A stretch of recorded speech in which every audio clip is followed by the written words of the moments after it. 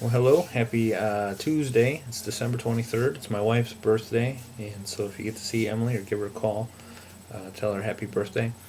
We are leaving for Honduras in about 4 days. And I just wanted to give you a little insight into what those first couple days will look like and why we're heading on down to Honduras in the first place. We're going to drive on down to Chicago O'Hare Airport on Saturday, where we will catch our first flight down to Atlanta. And once we get to Atlanta, we're actually going to be staying overnight in a hotel and getting up early the next morning and heading back to the airport where we'll get on our plane and head to Honduras, where our hosts will meet us with the sign that says Fremont Wesleyan or World Hope International. And we're looking forward to that. But why this orphanage? Why Honduras?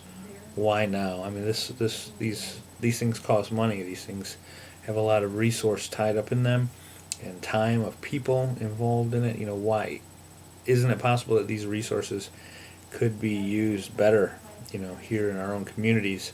Why for, 20 or so kids that live in a country that we're not even familiar with? And those are all good questions. Could the money and the resources be better spent somewhere else? I don't know. Maybe they could. But I can't help but think back to when we were looking at this trip and figuring out a place to go, and we talked to the representatives from World Hope on the phone, and they told us about this orphanage that was down in Honduras for these kids whose parents have been taken from them because of the AIDS virus, and so they didn't have parents to live with anymore, or whose grandparents were just too old and feeble to be able to take care of these kids anymore. Maybe their grandkids died. These kids have nobody, is really what I'm trying to say here. And we heard the story about last Christmas when the staff at the orphanage had the opportunity to go and spend time with their families over the Christmas season that left all these kids really in the hands of like one adult. I don't think that's legal here in the United States. I think an orphanage like that would probably get shut down anymore. But that was a reality for those kids last year, and that really broke our heart because when you think of Christmas, one of my favorite Christmas songs is "O Come, Emmanuel." Emmanuel means God with us, and it's that song is a cry of the heart. Come, God, be with me.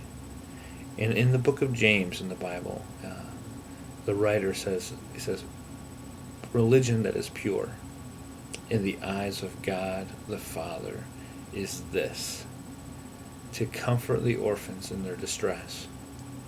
Now, as Christians, I believe that we're to be the hands and feet of God to each other, and to be the hands and feet of orphans. Especially, the Bible gives specific attention to that. And then at Christmas time, when all of us, and we get so easily distracted by the things that are available to us, and where the gift receiving becomes more important than the gift giving. That happens to us here. And at a time of Christmas where we celebrate God's presence being with us, to think that we could know about these kids down at this orphanage in Honduras who have nobody, who have no mom and dad, who have no grandparents to be with, to look forward to being with over the Christmas season. All the things that we have available to us, that we could go in and be God's presence with these kids, to be a manifestation of this idea of Emmanuel, God with us, with these children. That was something that captivated the heart of our team, and so we're looking forward to it. And we want to thank you guys for your support, your prayer support, your monetary support. There's a lot that goes into these things, and the pieces are coming together very well now, here in the end. And we want to thank you for that. But please pray for us while we're gone. We have travel issues.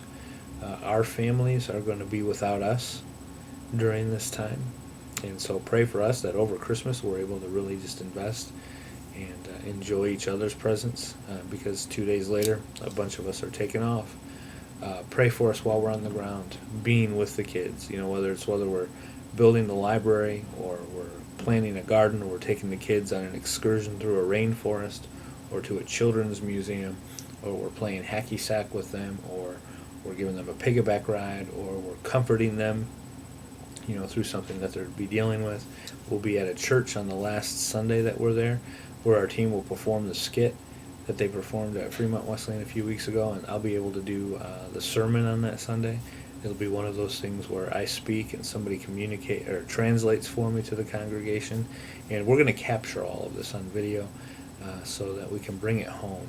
And we're looking forward to January 11th, where we're going to be able to share that, our journeys with the congregation, and let you guys see what it is that you've been supporting this whole time. But we'll be praying for you. Please pray for us. Check to the website often. Whenever we get the opportunity to upload videos and pictures, there will be some wireless internet available to us in a nearby town. Whenever we can get to that, we'll get stuff uploaded so that you guys can come along for the journey and see things as we're seeing them.